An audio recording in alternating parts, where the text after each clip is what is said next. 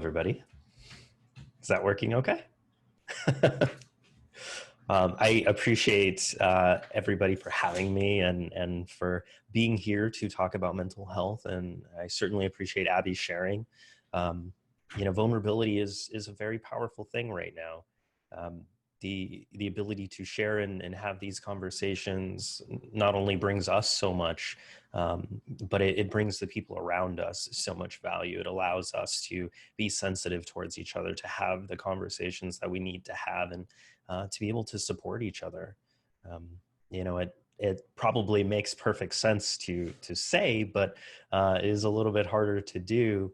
But the reality of nobody can help you if you don't let them know you need help is a very real thing, and sometimes we get caught up in our own lives and we don't notice when our friends need help. So, it's very important to kick off that conversation in whatever way you can. And here is a perfect place to do it.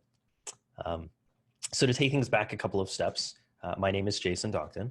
I run Rise Above the Disorder, which is a nonprofit universal mental health care system. For the past maybe 7 years now, I've been working to cover the cost of mental health care for people who have all of the courage and the strength to get better, but don't maybe have the ability to pay to get better. Maybe they don't have insurance. Maybe they are struggling in between jobs. Maybe the money that they do have is simply not enough to cover what is typically $150 a week, every week, for what could be months or even years.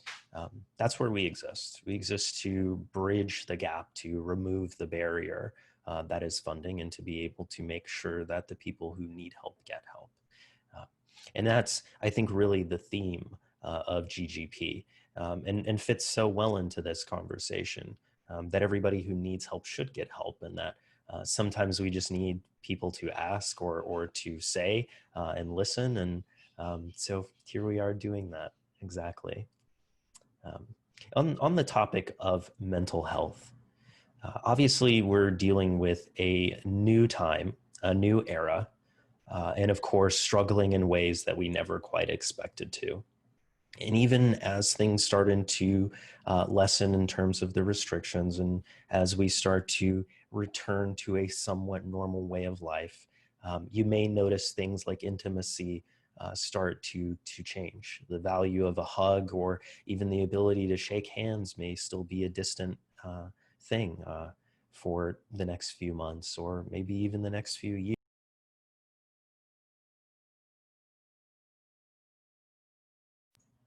I think I was muted very briefly.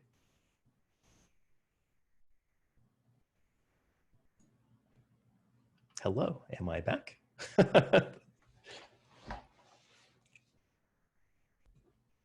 Okay, wonderful. I'm not sure what happened there, but I'm glad to be back. Anyways, as I was saying, it's just, the times that we're facing now are very unique, and the time ahead will also be quite unique.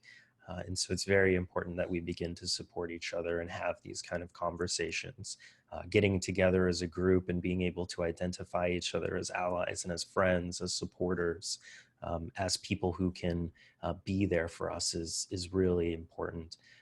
And so, I encourage you to look around, to see the other people in the group, and begin to make that identification, and know that these are people here that want to support you, that want to help you in whatever capacity you let them know you need help. Actually, as Gordon once had said, I was at one of his lectures, and somebody had asked how they get represented within the gaming industry.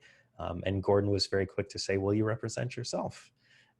Go out there and represent yourself. Go out there and have that conversation. Go out there and be heard. And do the same when it comes to your mental health. When you're struggling with anxiety, when you're struggling with depression, let people hear you. We don't have to be the industry that follows the same status quo of suffering silently and just getting work done with our heads down. We have an opportunity to really shift this industry and be about something, be about each other, and be about taking care of each other. It's very important. In the many years that I have worked in this industry, I have continued to see people struggle and fall to these issues because they felt like they couldn't say anything, because they felt like they couldn't reach out for help. And it can be quite tragic. You know, we see at game development studios, they have things like crunches. And, you know, if you're not yet in the industry or you're really a hopeful of the industry, you've probably heard of these before. And maybe you feel like you're prepared for them. And at the same time, we've watched them lead to divorces and completely shatter people. So these kinds of crunches that are unfortunately so common can be a really breaking issue if we're not open to talking about the impacts that they have on our mental health and on other people's mental health. Um, you know, I've watched people come through to our program because they struggle with this crunch, because they're being effectively crunched. I've also watched people come to us because they struggle with imposter syndrome. And if you're here, you might have experienced that at some time, where you feel as if all of the things that you've done you don't quite deserve, or all of the effort that you've put in is simply luck. Being a professional within the gaming community is going to come with a series of problems, many problems that will attack your mental health on a daily basis. The struggle to find value, the struggle to appreciate yourself, the struggle to be appreciated, the struggle to, you know, reach out and ask people to care for you and to look after you. This is an industry that can be so isolating at times if we don't rally together. So I encourage you to do just that. Um, when I was thinking about what to talk about on this panel, I know there's a lot to cover on such a brief amount of time. Mental health issues are vast. They're everywhere. We're all struggling. But I think the only things that I can really say that cover everything is, you know, to really sit back and reach out to everybody here, to spend the next few hours watching this panel and again, identify these allies and make sure that you reach out to them and start that chain of vulnerability, that these people care about you and are happy to care about you and want to care about you as much as you should care about yourself. And so hold on to that. Hold on to this family that we are building at GGP. On top of the basics like sleeping well and eating well and exercising and meditating. Those are wonderful things. Perhaps another general sentiment that you can use before we go into Q&A is to schedule and to build a schedule for yourself. A lot of people are just staying up endlessly right now, and there's no sense of what day is what day. It all kind of just floats into the next. So make sure that you start to schedule your day out, that you build a calendar of when you eat and when you wake up and when you go to sleep, so that your day doesn't seem so chaotic and so hectic, and that each day you feel like you get things done. So I'm happy to take Q&As. I know there's a lot to fit into 10 minutes, so. And I'm back. Gordon, And we're hello. here. Thank you so much, Jason. Now we're not going to rush through this at all.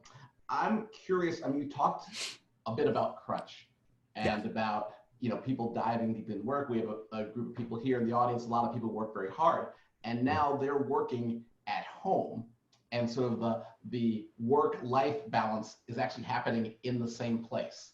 And Yes. I was just like, I don't know if you had any thoughts on how people are navigating that, where they're needing to not only work or work hard, but work hard while sharing their family or friend or roommate space. Yeah, sure. And you know, along that same series of conflicts, their partners are seeing them in a very different capacity, and they're seeing their partners in a very different capacity. You might be with somebody who doesn't know what professional Jason is like, and now they're seeing that for the first time, and that can cause conflict in and of itself. To say that we need space and we need ways to delegate space, you know, that's certainly there. But if you live in LA like myself, there is no space. You're paying $2,000 a month for very little space.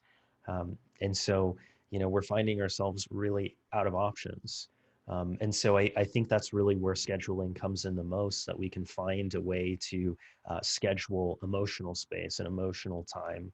Um, to say this is optimal, it's just not true. There is no optimal right now. COVID is making us uncomfortable and is making us sit in conflict. However, the best we can do for the time being is to set aside the time of where we spend.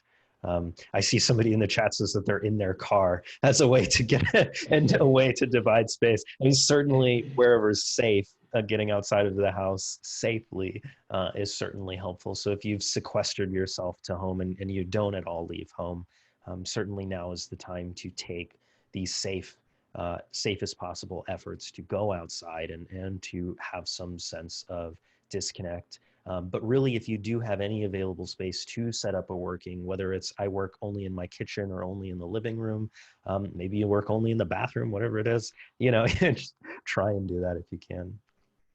That's great. Guys, I have so many questions, and so we're open for questions. And also, we see you out there on Facebook Live. Thank you for tuning in there as well. I want to ask about, so professionally, so you work for 30,000 people, helping them find mental health care specifically.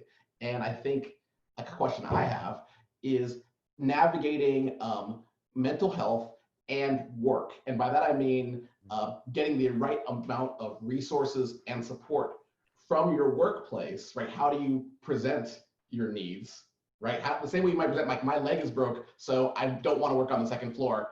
How do people present their needs appropriately to get the most support possible from their professional workplaces? And I'll part B, now that we're all working from home. So just in general, but now specifically now that we are all displaced and having all the feelings. Sure. So, I mean, this can be a challenging question just depending on where you work, because not everybody will cover your healthcare, and not everybody will cover your emotional healthcare. If you do have healthcare, you probably know because you're paying into it every month with your checks. So that's something to look at. Some companies are scaled out enough that they have HR that you can go to and have that conversation, and HR is at home, so you can message them and they're also chilling at home.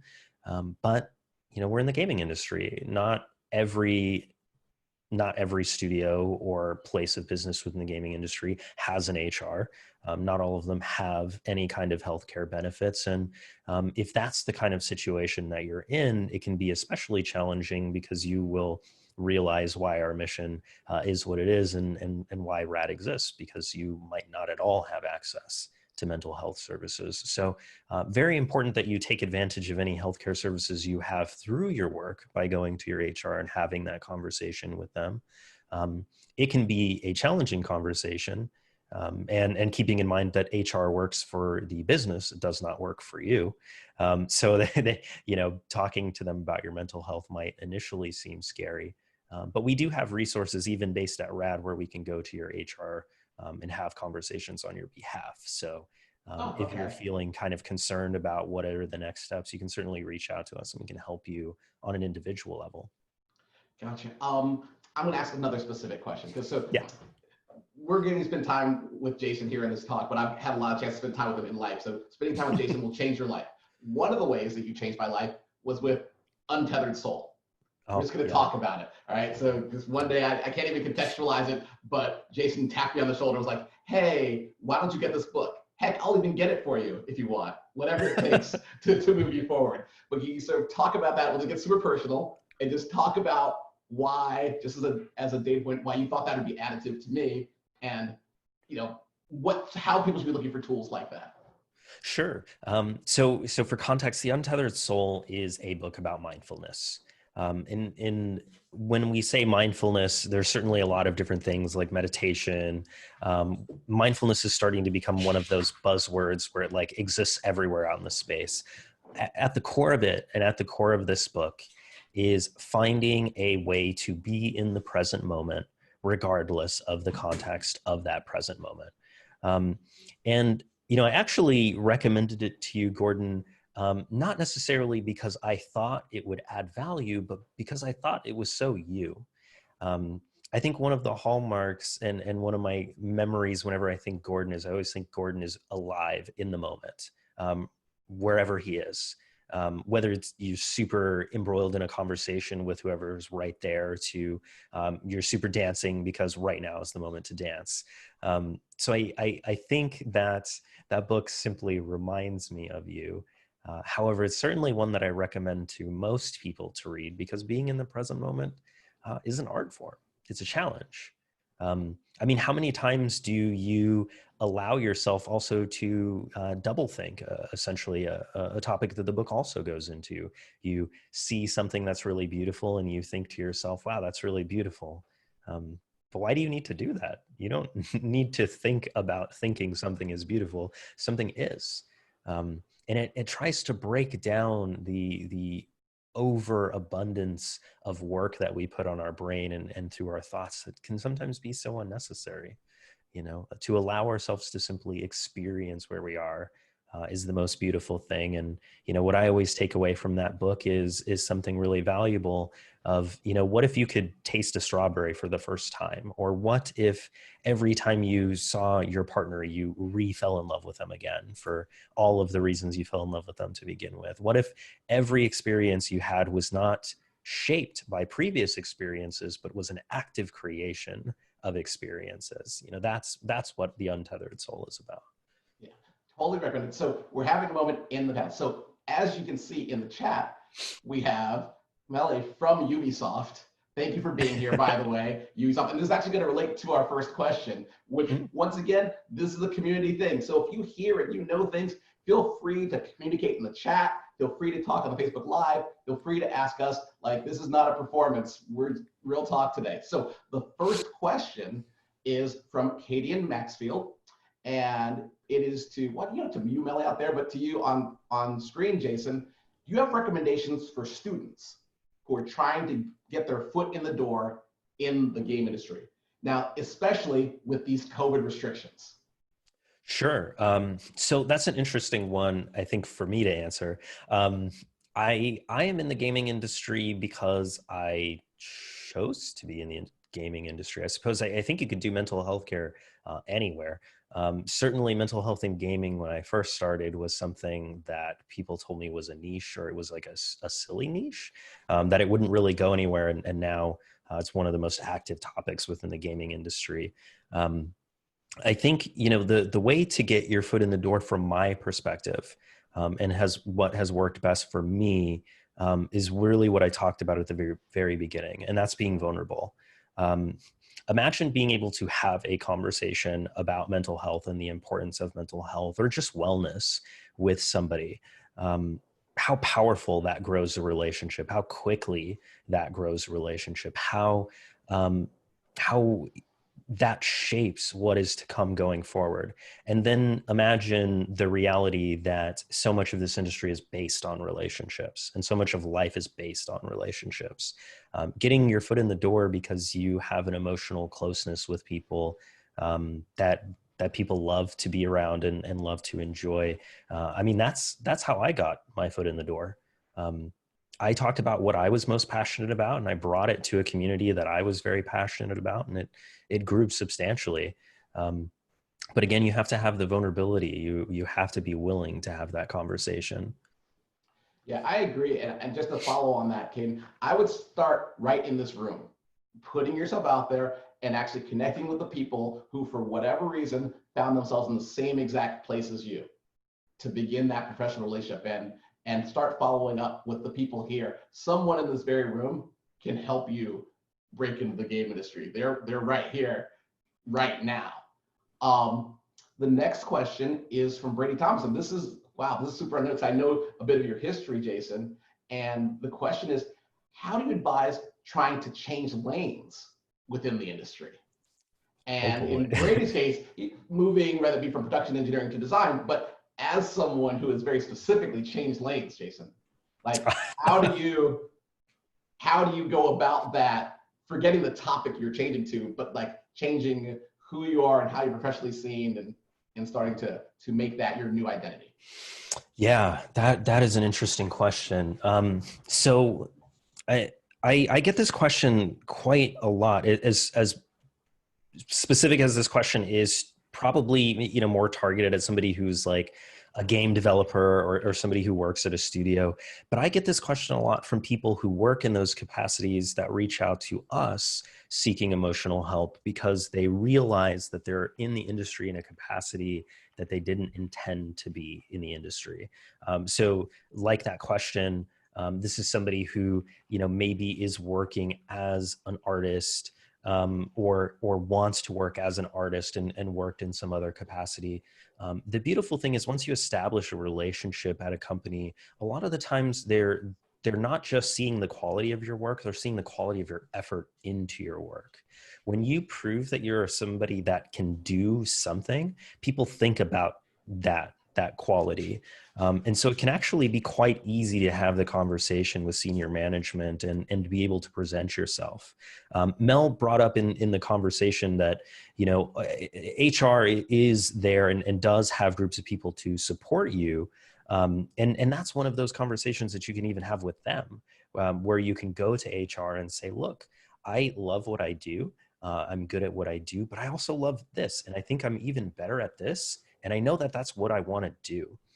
That's really what HR can really empower and support you to be doing. They love to find talent internal to the company. You know how much better it is to hire internally than to seek elsewhere? Somebody else, like, for you to come forward as an employee and say, I love this. How do I get better at this?